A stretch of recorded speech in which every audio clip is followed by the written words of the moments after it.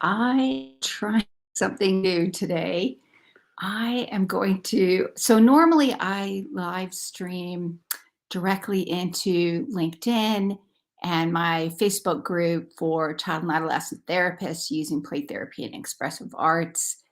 And then I also live stream into YouTube. Today I am going to try my hand at also simultaneously streaming into um, Instagram. I have not done this before. It requires multitasking. Hey there, Kathy Spooner here.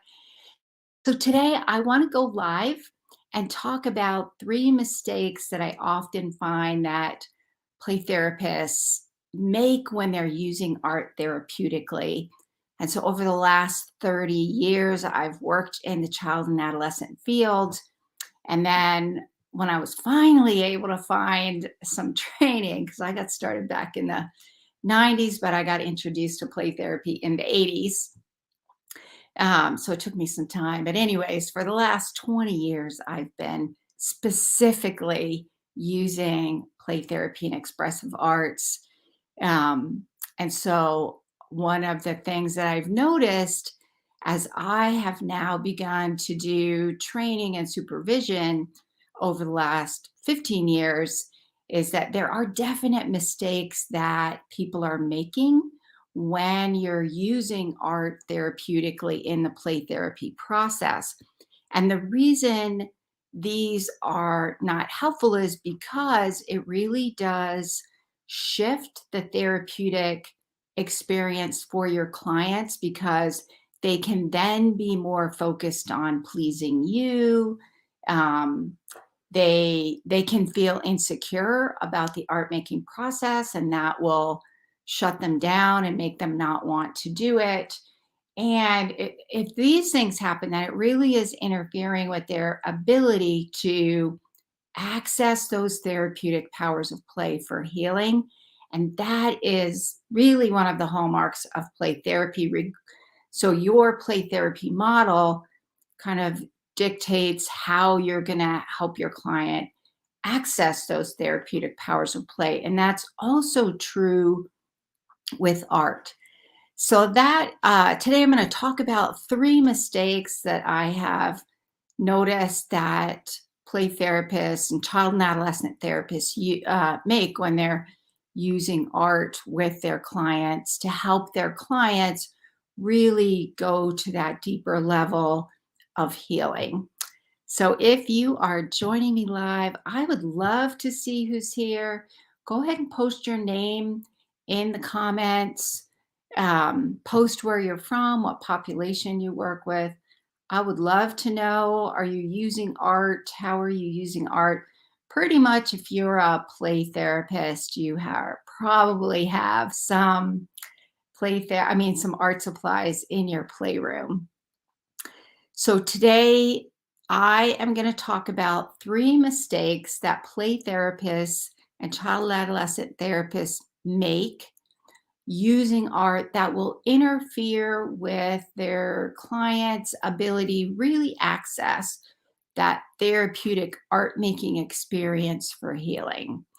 So the first thing, hey there, I am so sorry. I am not even going to try to pronounce your name because I will get it wrong and I hate pronouncing people's names wrong. Um, so thanks for joining us. I'm so glad you're joining us from Nigeria. That is exciting. Thank you. So the first thing you want to think about is the way in which you are asking questions. Hey, Sherry. Sherry is actually going to be, I think, Sherry, you're signed up for the training on Saturday. So I am going to talk a little bit about the training. I do have a training coming up.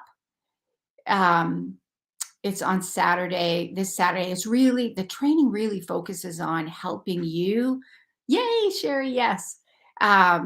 Really helping you level up your play therapy skills using art. So I'm going to talk a little bit more about it, but this is one of the reasons I thought, well, this comes up a lot. So I'm just going to do a live episode on it.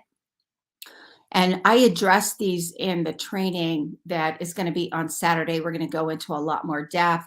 We're going to, in the training, learn how to identify themes, what to look for, keeping in mind developmental aspects of child development and social emotional development, how to hold that. And one of the things we are going to talk about in the training on Saturday, it's a live webinar, is the how you can ask questions, because one of the mistakes that play therapists make and child and adolescent therapists make is asking invasive questions and making invasive statements. So what do I mean by that? What I mean by that is really pushing your clients to talk about what they made in their art when they're not really ready to do that. So, to me, this is the difference between using a play therapy model, a play therapy mindset, understanding play therapy models and the therapeutic powers of play. If you're an art therapist, then you've been trained in art therapy modalities and how to help your clients access those therapeutic powers of art and how to hold that process.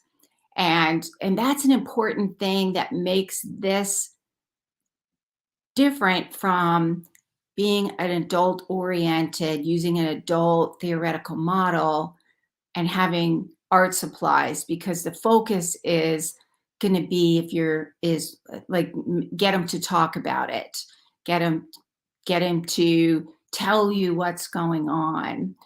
And some kids will. The problem is that it can shut down the process, because if they're not ready to talk about it, they still get the therapeutic benefit of that art making process. That this is where we trust, when they're provided a free and protected space, that they will naturally move towards healing and wholeness. They will engage in the art making process in a way that's meaningful to them. So pushing them, and even gently, like, even if you ask it nicely, if they're not ready to answer, and maybe they don't even want to talk about it at all. Maybe they drew it and they don't need to talk about it.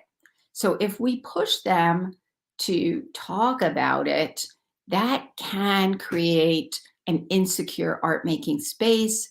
Sometimes they don't know. Honestly, sometimes grown-ups don't know answers to questions. And so the same is true with art and art in the play therapy process. Sometimes they don't know. It doesn't mean they didn't get benefit from that therapeutic art making process. So that's one of the mistakes as far as questions and statements. Another mistake I often see is sometimes therapists will jump to telling clients what their art means before clients are ready to hear it. And depending on what theoretical model you're using, you may or may not do that. Some play therapy models will allow that lead taking process. Some play therapy models do not. So you really need to keep in mind what theoretical model you're using, how that model accesses the therapeutic powers of play, or if you're an art therapist, how your art making or your art therapy model access those therapeutic aspects of the art making process. I just said art like 90,000 times in one sentence. That was a lot of use of the words art. Hi, Karen. Glad you could join us. And we have some other people on Instagram. So those of you who are just coming on, I'm doing a really new thing. Normally, I just live stream into LinkedIn and my Facebook group for child and adolescent therapists using play therapy and expressive arts. And then I also live stream into YouTube. Hi, Karen. I'm so glad you could come. So this is my first time streaming simultaneously live Instagram. So I'll be honest, it's going a little better than I thought it was going to go. I This was okay, I'm just gonna sidestep. That was so stressful trying to figure this out because I practiced for like 2 weeks trying to get this set up. And if you could see my setup to get my phone for Instagram and my laptop, you would laugh because it is such a wonky little setting. But anyways, that's my little short aside. And I'm glad to be able to connect with the Instagram because I've been wanting to live stream on Instagram as well. Anyways, so back to the mistakes. So one is pushing your clients to talk about it, to answer your questions before they're ready to. The other one is making statements about what their art means prior to clients being really ready to hear that. And you really need to, if you're doing that, you need to make sure you're doing it in a way that fits with your play therapy model or your art therapy model. Because what'll happen is if they're not ready, or if you make a premature statement, maybe it's wrong. Maybe you just really got it wrong, or maybe you didn't get it wrong and your clients really aren't ready to go there yet. What that'll do is it'll shut down the safety of that therapeutic space. So making sure how you're asking questions, when you're asking questions, what kind of statements, how you're phrasing them is really, really important. And that's the training a lot of the trainings that I do, and I have two trainings. One is an online course specifically for adolescents. It's called Expressive Arts in Play Therapy with Adolescents. That one's self-paced. So I talk a little bit about this in that course as well. And then the live webinar I'm doing on Saturday, I go much more into depth on this one. We practice, even though it's online. There's a lot of experiential because I feel like the benefit of a live webinar is that you get a lot of interaction. You interact with your colleagues a lot, and I think that makes a really nice learning experience for you.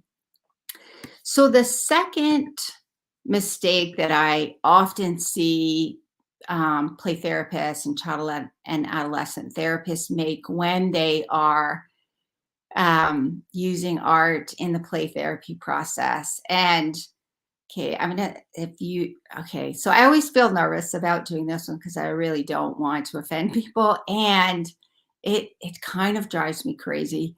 And I'm going to tell you why what I'm about to say drives me crazy. The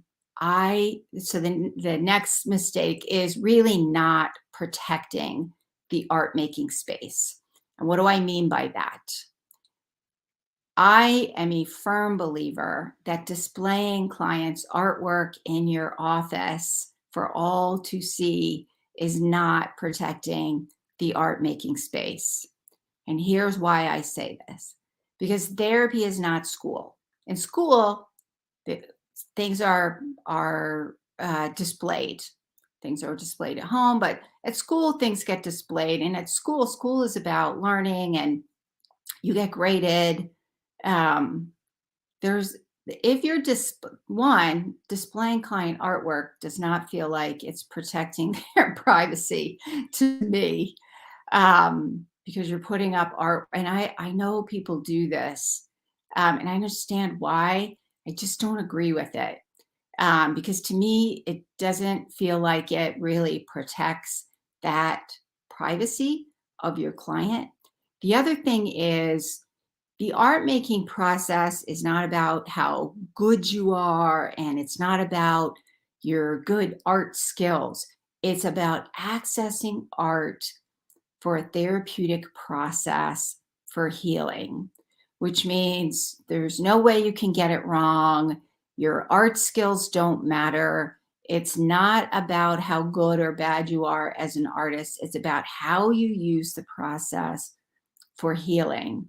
And so what oftentimes happen when kids see their art up there, They may compare their art to the others who have their art displayed. They may try to copy what the other person did rather than to tap into what they need to do. They can work on pleasing you to create good art rather than really engaging in that therapeutic process for healing. So I am a firm believer that you need to figure out how you're going to store it. So that's the other thing is, how do you store their art? Do you let them take it home, or do you figure out a way to store it securely at your office? There's pros and cons to both. If you let clients take it home, then you kind of risk parents or guardians or siblings, family members not understanding how to hold that therapeutic creation in a way that is helpful. So parents may, without really meaning to, ask invasive questions. I have actually had kids, I'm talking elementary school age kids, who have used the art and we've done something therapeutic, and they don't want to take it home because they don't want to have to answer questions. They don't want to have to explain it. They worry about hurting their parents' feelings or their guardians, whoever it is that's in that parenting role. So I think you have to think about those things and figure out how you want to handle that if you send the art home, or do you find a way to store it securely. If you store it in your office, you've got to do it in a way that's secure because it still is really technically under that protected client record. If you're holding on to it, it was part of the session and you're documenting on the session. I'm a firm believer that if you have it, then it's part of their medical record in some way. So you have to figure out how to store that. And that's another, we talk about that also in the training that I do. I talk about that a lot in supervision as well. So I do have an online supervision group. We meet twice a month. We do a lot of processing art, finding meaning, practicing how do you hold it, and the play therapy process. You can see all my Santray managers behind me who do a lot of that as well in this online supervision consultation group. And I'll talk a little bit more about that at the end as well. So, so that's the second one, not really protecting that art making space. That's a second mistake. The third mistake has to do with, how do you therapeutically hold the art making process? And one mistake that I have seen people make is telling clients what they need to add to their art. In fact, I actually witnessed this was years and years ago. I almost had a heart attack inside. I have good therapy face. I could hold it in, but I was teaching somebody how to do something, and long story short, we were with her client. She just reached over and started drawing what she thought needed to be in their artwork. I thought she had a good relationship with the client, so it didn't really shut it down. Although we did have a little very professional chat about that afterwards. Here's the thing to keep in mind: it's not your art; it's your client's therapeutic art making process. This is their process. In the same way that I would say we need to protect the sand tray making process and the boundaries around the sand tray and what's in the sand tray are sacred. If you didn't put it in, you can't take it out, or if it's not your sand tray, you can't add things to it because it's not your sand tray, it's not your art, it's theirs.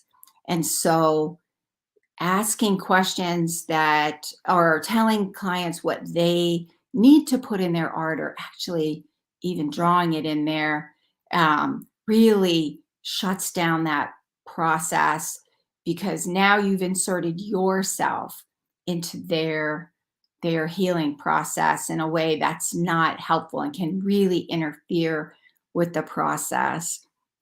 Um, I'm a firm believer, even if you give prompts, like I give prompts all the time, you can give a prompt to have your clients do an art activity. That's very therapeutic all the time. And then you're going to follow their lead. That's different than you saying, okay, here's the prompt. And um, then you've, then they draw something and then you say, oh yeah, you forgot to do this, or, hey, you didn't add your dad in that picture. So are you going to add your dad in the picture? That's probably not a good way to say it because it probably creates a lot of insecurity. If they wanted dad in there, they would have put dad in there. There are other ways to process around that. And we talk about that in supervision, my online supervision groups and the trainings that I do. So there's a way to do that. And if you do that, you've got to be very mindful that it fits in with your therapeutic model and that you're mindful of the way that you say it. Generally speaking, though, it's always most effective when you're following the client's lead, even when you give a prompt.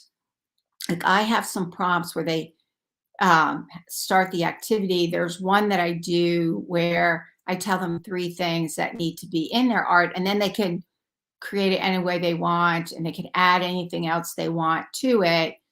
And so it's still, you're still giving a prompt and they're still using it in a way that's meaningful for them. And then if they don't add any of those things in there, then I let it go because there's another way to therapeutically hold that. And we talk about that in my trainings. The other part of this about not therapeutically holding the art making process um, effectively is making snap judgments. Oh, they put this in there, so it automatically means this. Well, it may or may not. I mean, even symbolically, symbols have so many different meanings to them. Like, for example, rainbow. Rainbow has so many different meanings to it. So to say, oh, it means this, may have elements of accuracy about it, and it may not. But here's the thing, maybe it does, and they're not ready to go there yet. So if you push them, then you've now created more of an insecure place for that art making to occur. So you want to make sure you're not rushing to snap judgments about this equals that, this meaning equals that, because you want to be open to all the different possibilities of what the symbols showing up in the client's art can represent. And again, all of this is going to be grounded in whatever theoretical model you're trained to use. You're going to look through that lens to understand it. So those are the 3 mistakes for today. I'm just going to do a quick recap. First and foremost, mistake number 1 is asking invasive questions and making invasive statements. That will create an insecure environment. What your client is not ready to go there, and pushing them to go there is not necessarily going to be helpful. And oftentimes it just creates some insecurity. And then you're going to have to work hard to build back that therapeutic trust. The other mistake is not protecting that art making space, how you store the artwork, sending it home, not sending it home, not displaying in the playroom, because you can create situations in which your clients are going to be trying to please you. They're going to be focused on doing it right. They're going to be focused on pleasing you and maybe not focusing on what they need in that moment, and allowing that permission to use art in a way that they need to use it, because sometimes it takes them some time to figure that out. And sometimes we rush in. I forgot to mention this one. Sometimes we rush in to help them do it because they want your help, which you might give them some help, and maybe they want you to draw something for them. I never recommend doing that. I do not draw anything for my clients. I say, this is your art. You know what? However you do it is fine. There's no right or wrong way to do it. This isn't school. You're not getting graded. It'll be just the way it needs to be. So I don't, even when they ask me, I do not draw for them. Gives me a lot of good information too. And there's a way to help them through that process. So that's an important thing to keep in mind. So we talk about those in my trainings as well as my supervision group, how you can do that.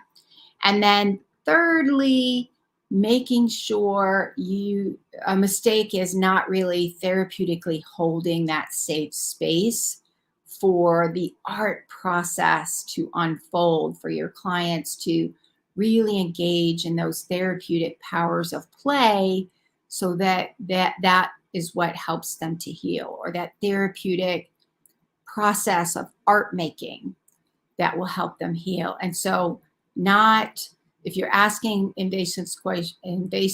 mouth's not working, invasive questions, if you're telling them what things mean, if you're making snap judgments about, oh, this means that, so this is totally what's going on, rather than holding that process over time and allowing for all the symbolic possibilities that can create some insecurities in the art making process. And you may be headed down a path that's not an accurate path, and that will shut things down. So anyway, so those are the 3 mistakes. I hope you have found that information helpful. If you're interested, you can feel free to go over to my website. I have other trainings coming up. I have some supervision, play therapy supervision, to help you level up your play therapy skills. I have the training, which Sherry will be at on Saturday. I'm looking forward to seeing you there. And we're going to go much more in depth on these things. I have a live webinar coming up on Saturday, September 17th, integrating art into the play therapy process with children and teens. That one really helps you to understand the themes, what's going on in the art, what to look for, how to hold that, how to ask questions, looking at the developmental aspects of art and social emotional development, how art shows up that way, what do you do with it, different art mediums, how those are different experiences, questions to ask, all of those good things. Lots and lots and lots and lots of activities. Registration for that one is closing soon, so you're going to want to register for that one pretty quick. The other one is it's specifically for adolescents, geared towards their unique developmental needs. I'll go over holding and questioning and those kinds of things, and we dig a lot more into how to use art to address some of the developmental tasks for adolescents that their mental health challenges are interfering with. So identity development, relationships, beliefs about self, others, those kinds of things. So if you're interested in either of those courses, the live webinar or the on-demand, the one for adolescents is called Expressive Arts in Play Therapy with Adolescents. That one's on demand. You can take it anytime, anywhere, your time zone. Head over to my website at rrhcounseling.com/courses. Go over to the courses page. There are some courses that I have going on. If you're interested in my online supervision for play therapy and expressive arts with children, adolescents, and families, book a call with me. You can get the link on the website just so we can make sure it's a good fit for you. And I will see you next week. Bye for now.